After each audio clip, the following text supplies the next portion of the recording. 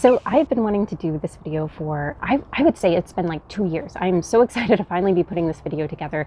It has just taken a long time to dig up the resources and then find the time to actually make the video. But I stumbled on this story a while back, and originally I was going to do it back then, and it was going to be a shorter video. But then I realized it needed more research, especially because I was worried that there might be some bias involved. So I wanted to dig in a little deeper and find out more. So the story kind of starts like this. A little over a year ago, actually 2 years, I think, I was scrolling through old research papers about purple martins online, really old ones, as old as I could find.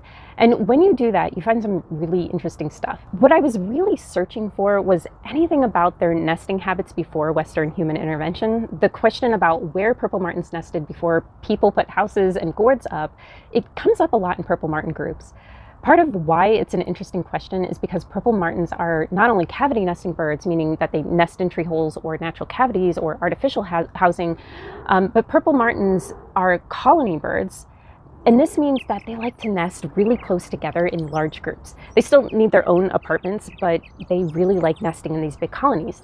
Anyway, all of this is for another time, because while I did find some interesting answers to that question, I found something else.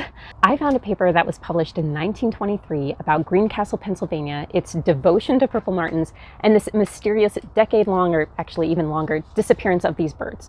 First of all, when a town becomes devoted to purple martins, it's a big deal. There are various purple martin capitals throughout the country, and if you've ever stopped to watch and listen to these birds, it really gets mesmerizing, or maybe that's just me.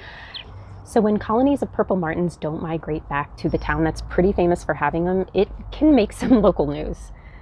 What was so striking to me about this story is that while it was published in 1923, the events of the story actually took place in the 1880s, and it's a very early case study of a problem for songbirds that still exist today. So here is the story all about the disappearance of the Greencastle purple martins. Since before the Civil War, the people of Greencastle, Pennsylvania developed a very familiar relationship with purple martins. And again, this might not seem like a big deal, but hosting and caring for purple martins is a long-standing effort in the US. Another important thing about the Greencastle purple martins is that while most martin colonies were, at the time anyway, in rural and residential areas, what made the purple martins so special in Greencastle is how urbanized they were.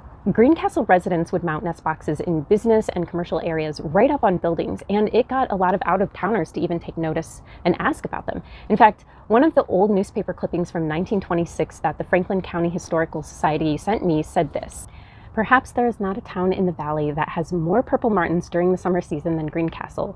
The martins in Greencastle are given almost as much prominence as some of the first families. Their time of arrival and their time of departure to a warmer climate is always chronicled by the newspaper and Fred Ziegler, president of the Franklin County Nature Club."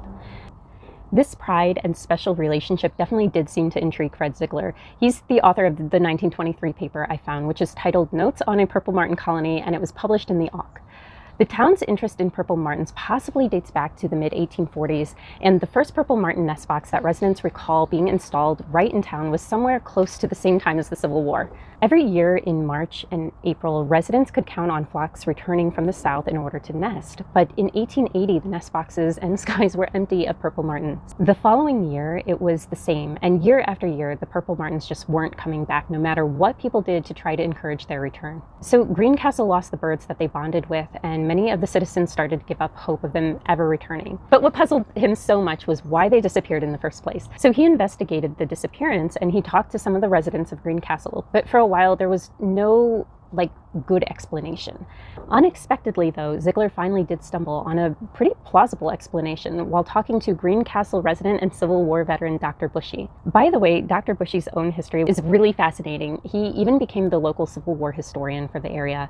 Anyway, while talking with Ziegler, Dr. Bushy explained that while he was in Washington, D.C. in 1878, he was walking with an English captain who he became friends with him during the Civil War. And as they walked, the captain pointed out this little brown bird and said, "That bird is an English sparrow, or house sparrow. I never saw one in this country before." To see a bird in an unlikely place can be pretty exciting, even to people who are just moderately interested in birds. But at the time, Dr. Bushy really didn't think too deeply about the sparrow sighting. Not until later that year, when he was returning to Greencastle from Washington, and the first thing he saw off the train was a flock of the same little brown birds. And when he pointed them out to the other townspeople, they weren't fond of them at all. Instead, they explained, "These birds are driving out our purple martins." I want to stop for a moment too, because this is where the research came in. During this time, there was a lot of controversy about house sparrows. And in doing a lot of the research, I found that the USDA, even back then, crowdsourced information, trying to get feedback on the impact of the introduction of the house sparrow. And I will link that in the description too if you want to look, but it's a huge document. There's also a summary document that better explains it. But there was a lot of animosity. So it wasn't just these townspeople who were beginning to see a problem. It was starting to really erupt, especially in the late 1800s. Basically at the turn of the century, it was really becoming a huge problem. But going back to this is where the dates are really important to the story. So on or before 1878, the people in Greencastle were already noticing this more aggressive non-native bird causing a problem with the purple martins. And then in the spring of 1880, the flocks of purple martins completely failed to return. To confirm this possible cause, Ziegler began interviewing more elderly residents, ones who would have lived during the time and seen it. And the older townspeople started sharing similar stories, dating them to around the same time. So for a decade or longer, the purple martins disappeared. But then one spring in the 1890s or so, a man named George Bloser, who ran a jewelry shop in town, noticed a single male purple martin perched on a large decorative wooden watch hanging outside of his shop. Right away, he put together a really basic nest box, and to his amazement, the martin inspected the box. Within a week, though, of spotting that first purple martin, a small flock did arrive in Greencastle.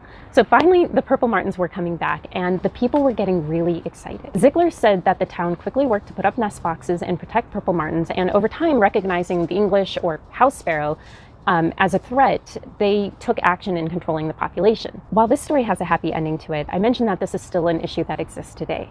House sparrows are not just a threat to purple martins. They have become a huge problem for a lot of native songbirds that nest in boxes, such as bluebirds, tree swallows, and chickadees.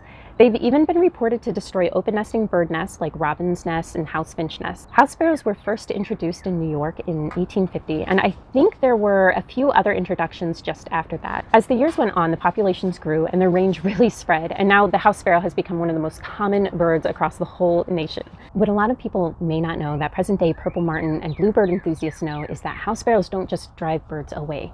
They regularly, fatally attack them. Currently, with these fatal house sparrow attacks, predation, and habitat loss, cavity nesting birds face even more threats that can negatively influence their populations.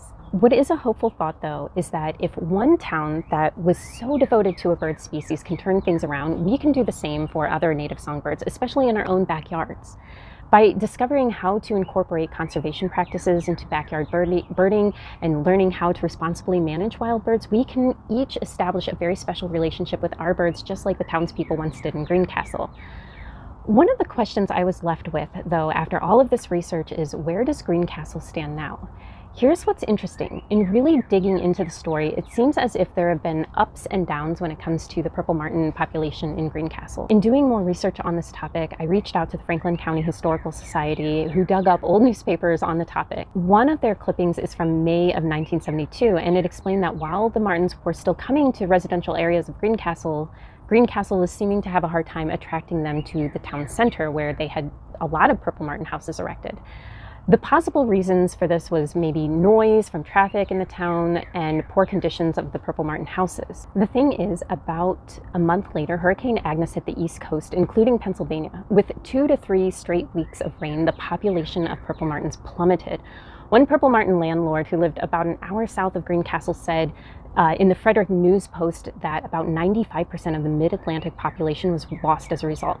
This kind of loss can make it really hard for colonies to recover. 4 years later, in 1976, Greencastle worked to replace some of the old housing, and it was another purple martin capital that came to their aid. The Wild Bird Society of Griggsville, Illinois, which was another town famous for purple martins, donated purple martin apartments for the effort. And by the way, Griggsville, Illinois has its own incredible purple martin history worthy of a separate video. Eventually, though, the purple martin housing in Greencastle was taken down altogether from the square. And as sad as that is, it makes sense. Purple martin hosting requires considerable care and stewardship, something that is a challenge for a lot of towns. In doing a lot of research, I found that there is some ebb and flow in communities that cater to big populations of purple martins. Even Griggsville, Illinois has had some back and forth. Fortunately, dedicated individuals within that town still work really, really hard to maintain their own colonies and educate people from all over the nation, even internationally, about these captivating birds. All in all, the story of the disappearance of one colony and why they disappeared led me into this incredible rabbit hole of research. What I think was most interesting out of all of this was not just that it was a really early case study of a problem with house sparrows, though that was what intrigued me in the first place, but it was the human devotion to purple martins going back so far. And just by studying these birds, you can uncover some amazing contextual history and stories. If you want to read Ziegler's account for yourself, which is definitely maybe more interesting than this video, I have it linked in the description below. It's the 1923 publication, so take a look at that for sure. I do want to give a special thanks to the Franklin County Historical Society, as well as to the amazing purple martin landlords in Griggsville. To Ben, Brian, and Christina, thank you so much for your help on this.